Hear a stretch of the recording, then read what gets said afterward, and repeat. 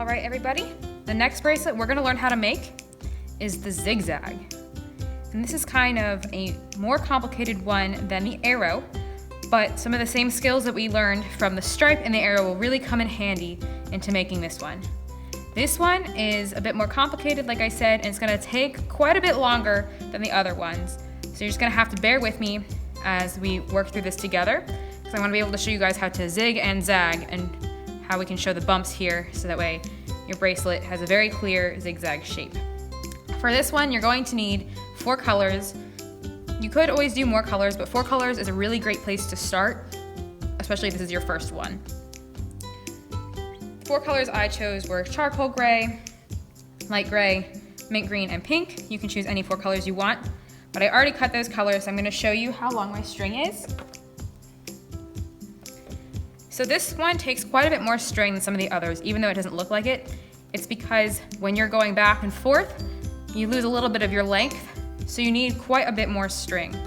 So instead of a regular arm's length, I went kind of all the way up to my neck for one length of this string, and then I did the same thing for the second length of it, because we're gonna fold this one in half again to make a loop. So this one looks like an obnoxious amount of string, but I promise you're gonna be glad you have extra, because it gets very difficult if you run out.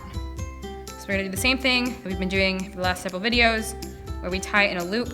So that way you can either hang it on a water bottle, clipboard, or attach it with a piece of tape to something. Okay, make sure that knot is all good and ready to go. And we'll see this one later at the end. To, again, look at the finished product. I'm gonna show you how to start one of these. I'm gonna attach it right above the knot again on my clipboard.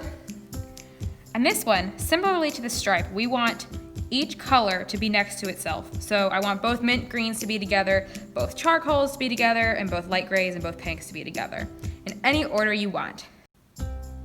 And one thing I want to point out to you before we start is whatever string is your first string and whatever string is your last string, that's what we're gonna see the most here on the tips.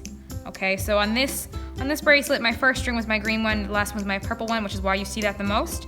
So that's what my bracelet's gonna look like here. There's gonna be a lot of charcoal and there's gonna be a lot of mint, okay? So we want all of the same color next to each other. And we're gonna start out like a stripe bracelet, basically. The first step of this is gonna be identical to the stripe.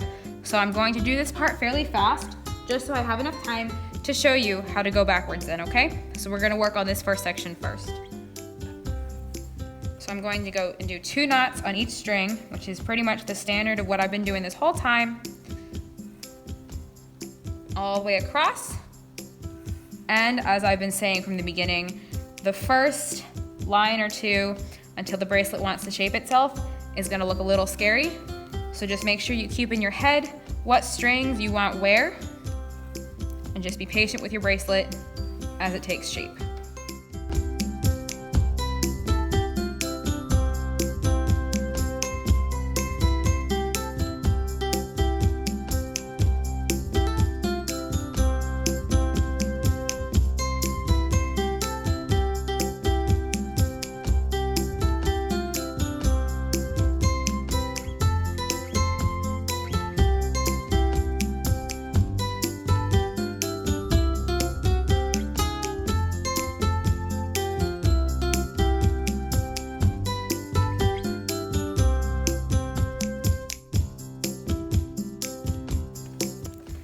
So that's our first row. So I'm gonna go ahead and go through all the way until we get finished with the mint, and then I'll show you what we're gonna do next. Okay, now that you've gone through all 4 of your colors, that's kind of the zig of the zag, if you will. So we've made our zig, so now we need to start the zag. So this is where it's important that you remember the skills that you learned from making the arrow bracelet, because you know how I said it was kind of a mirror image? Well, give you an idea what we need to do. We went going forward this way, so it would be like what we did on the left-hand side of the arrow. We're gonna go backward this way, which would be what we did on the right side of the arrow. So we're basically gonna make another stripe going this way to make the zag. So we're literally just gonna go backwards from the order that we just did. I'll show you as we do the first couple rows, because then it'll come to the point, and then I'll go through it faster again like I just did so you can see what it looks like.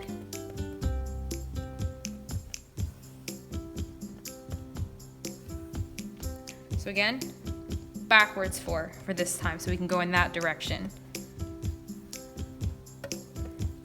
And still doing 2 knots for each one.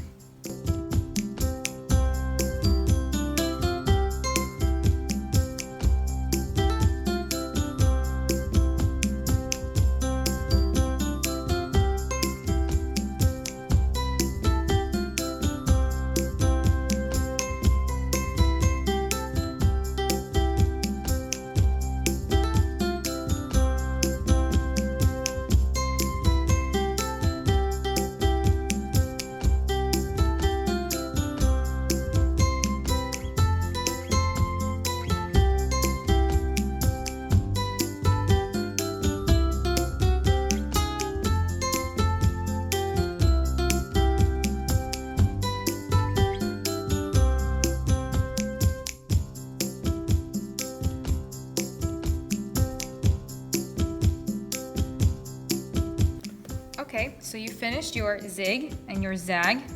So I'm just gonna do one more row to show you guys how you transition backwards or back to your zig.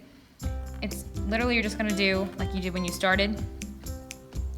And you're gonna go like the normal stripe all the way across. Like I said, I'll just show you how to go back this way again, real quick.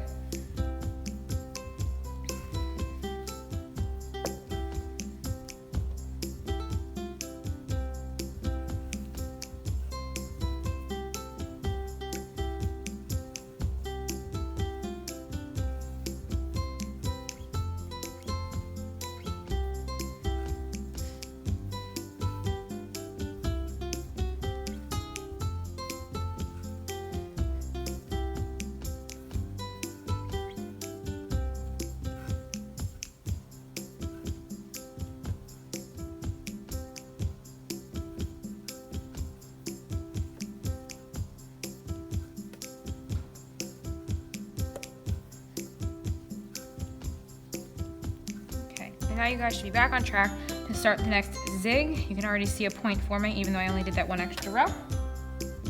So then by the time you finish this whole thing, it should look something like this. And then all you have to do is our standard end to the bracelet with the 2 braids. You've seen how to do that already. And then when it's all done, you can tie it to yourself or a friend. And that's how you make the zigzag.